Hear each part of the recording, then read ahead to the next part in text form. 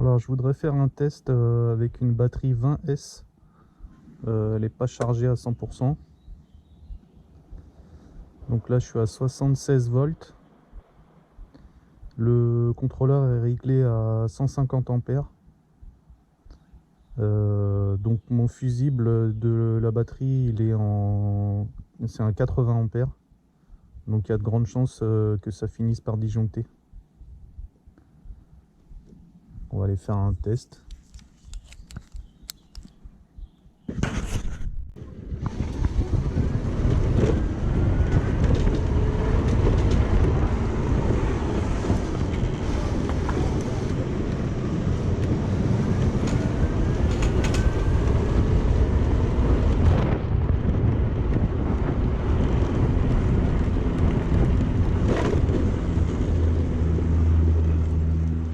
Voilà, c'est mon disjoncteur 80 ampères qui a dû sauter. Normal. On va couper.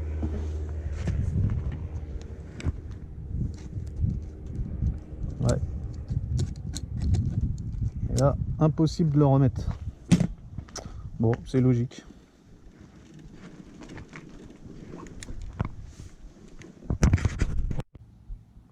Oh mince.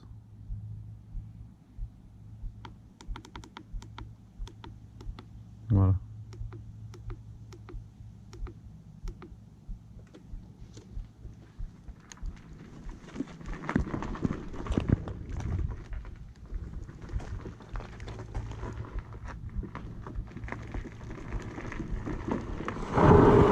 Ah ouais.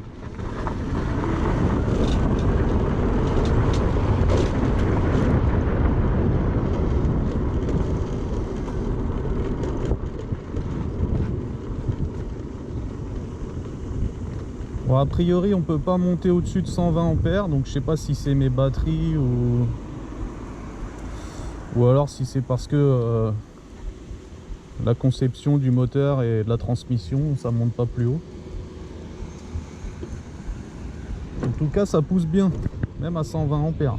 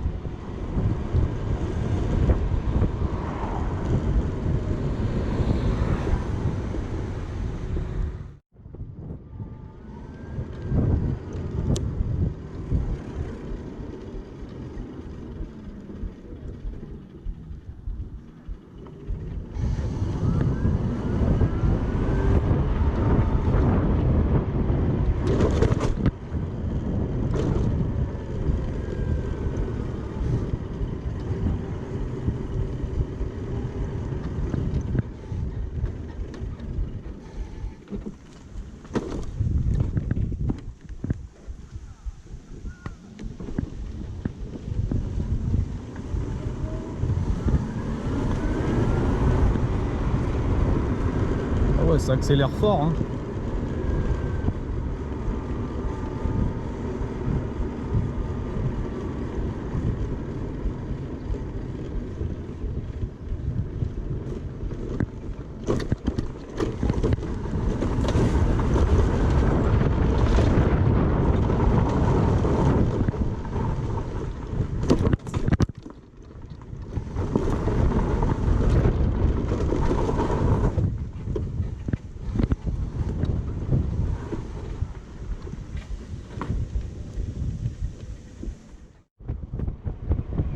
Là je suis en vitesse 2, 65 ampères maxi.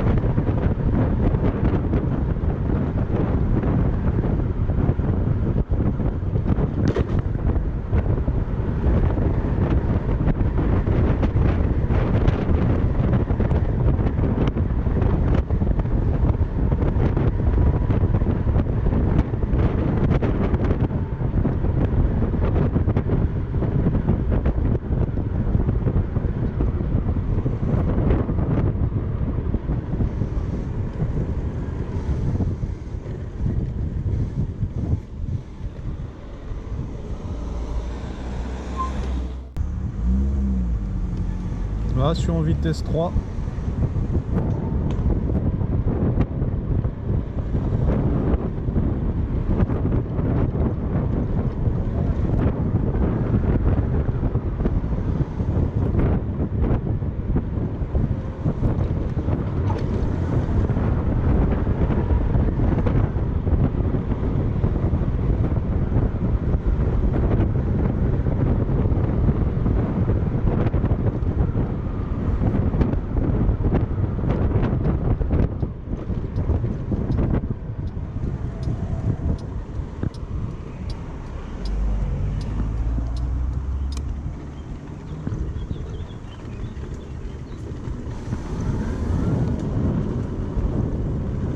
Voilà, là c'est vraiment sympa.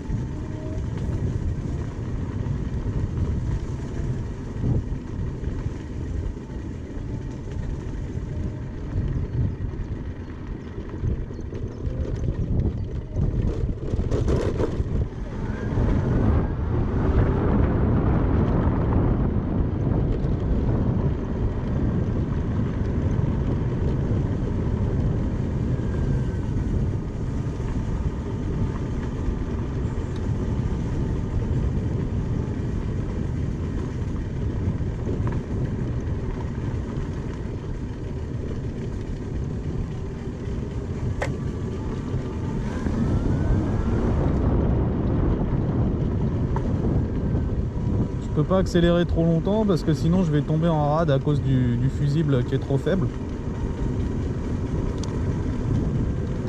Je vais rester en vitesse 1 à 40 ampères.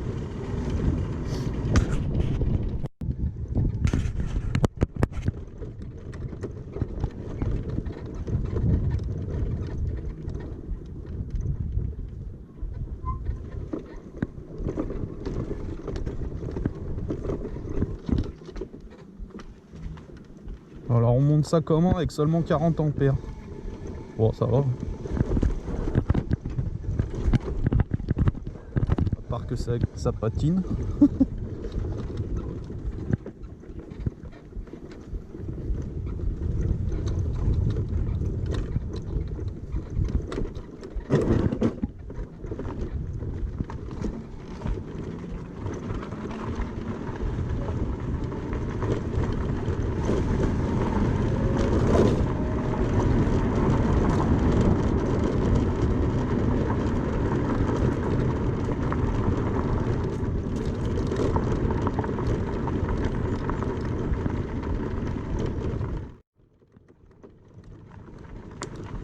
Bon.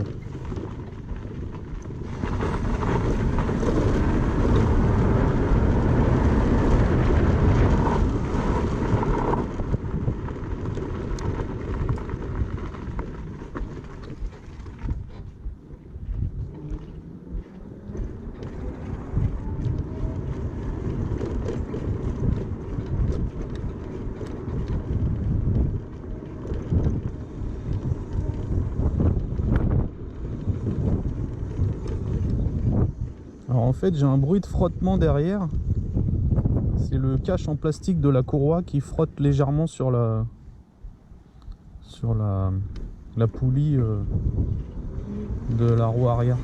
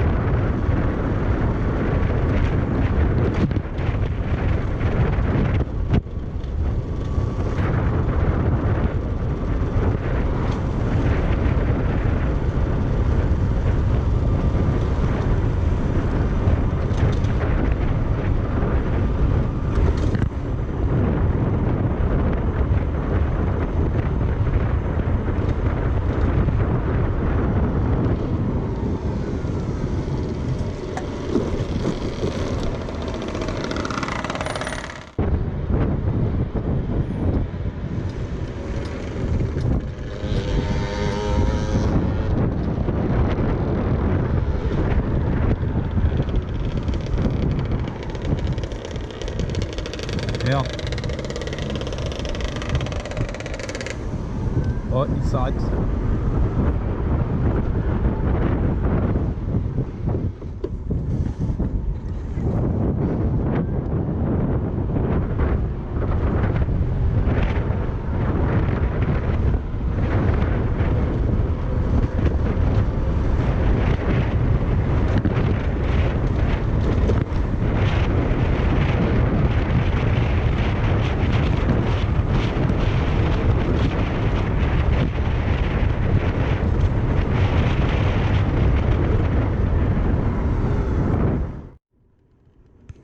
Bon, alors là j'ai plus de batterie, c'est tombé à 62 volts. Du coup là je suis à 3,5 ampères batterie pour éviter de rentrer à pied. Donc je sais pas si je vais aller jusqu'au bout comme ça. Bon, alors voilà, j'ai réussi à rentrer à bon port. Il a fallu quand même que je pousse 2 fois 20 mètres à peu près. Ça m'a permis de recharger un tout petit peu la batterie de quelques watts pour pouvoir remonter sur le scooter et finir les 200 mètres qui restaient. Alors, 410 Wh d'utilisé, 33,8 Wh de conso par kilomètre. Et donc, qu'est-ce qu'on a?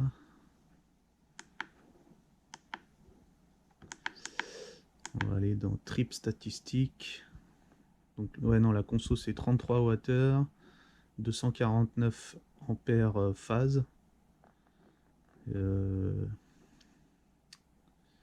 donc 69 km/h maxi. Donc je pense pas que ce soit aujourd'hui ça. Donc voilà. Bon, par contre, donc avec 100, là j'ai mesuré au maximum presque 130 ampères phase, 130 ampères batterie je veux dire. Donc ça pousse bien quand même, hein, mais par contre mes lipos elles ont pas aimé du tout. Donc je vais les vérifier, mais je pense qu'elles en ont pris un coup dans les dents. Donc voilà, j'ai utilisé mon pack Lipo 16S avec une fiche série sur laquelle je suis venu raccorder une Lipo 4S pour faire donc un pack Lipo 20S. Donc là j'ai vérifié, toutes mes cellules sont à 3,6 volts. Donc sur le pack aucun problème. Par contre la Lipo que j'ai rajoutée, c'est elle qui a dû se manger toute l'intensité dans la tronche. Parce que les éléments ils sont entre 0,5 et 1,5 volts. Donc voilà, j'ai flingué une 4S quoi. Voilà. Donc là c'est la lipo numéro 2 qui avait pris cher. La dernière fois sur mon pack c'était cette lipo là qui était... Il y avait un élément qui était tombé à 0. Donc du coup je l'ai supprimé. Ce qui fait que maintenant c'est plus un pack 16S mais c'est un pack 15S. Donc là la numéro 2 finalement avec ma petite alim je l'ai remonté, j'ai remonté la tension pour essayer de la sauver. Donc j'ai chargé jusqu'à 14 volts 200 mA. Du coup ensuite j'ai équilibré les éléments avec le petit chargeur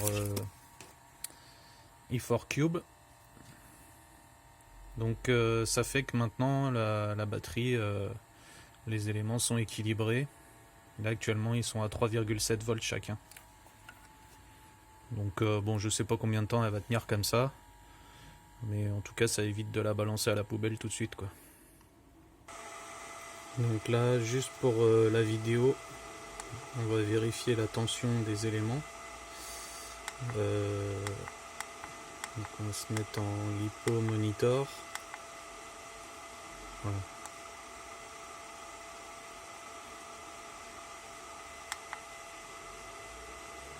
Voilà. Donc là on voit qu'ils sont bien équilibrés. Par contre je suis pas du tout sûr qu'ils tiennent la charge, enfin la décharge en tout cas.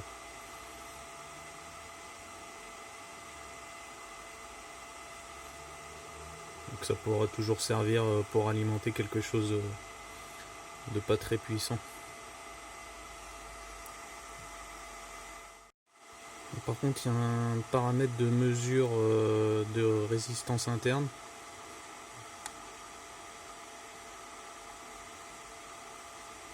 Je suis pas tellement sûr que ce soit valable.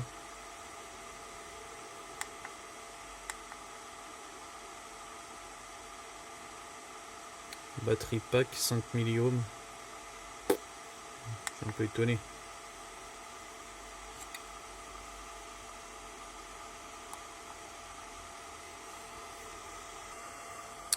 On va tester une autre pour voir la différence.